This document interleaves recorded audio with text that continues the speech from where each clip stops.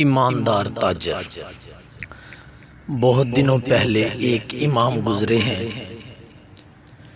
جن کو لوگ ابو حنیفہ کے نام سے جانتے ہیں۔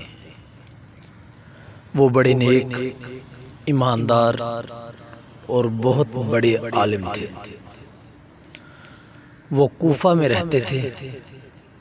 اپنے بال بچوں کی پرورش کے لیے وہ تجارت بھی کیا کرتے تھے۔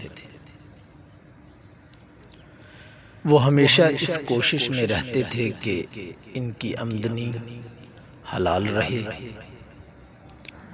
ایک مرتبہ ایسا ہوا کہ انہوں نے اپنے ایک دوست کو کپڑے کے تھان دیے کہ جاؤ اسے بازار میں بیچ کر آؤ،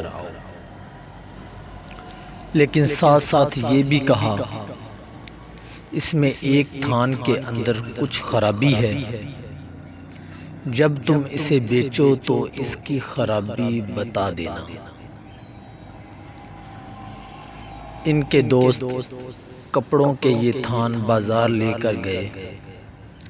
ایک آدمی آیا اور اس نے تمام تھان خرید لیے، لیکن وہ اس خراب تھان کے بارے میں بتانا بھول گیا۔ جب انہوں نے پیسے لا کر امام صاحب کو دیے تو انہوں نے پوچھا تم نے اس خراب تھان کے بارے میں بتایا تھا یا نہیں؟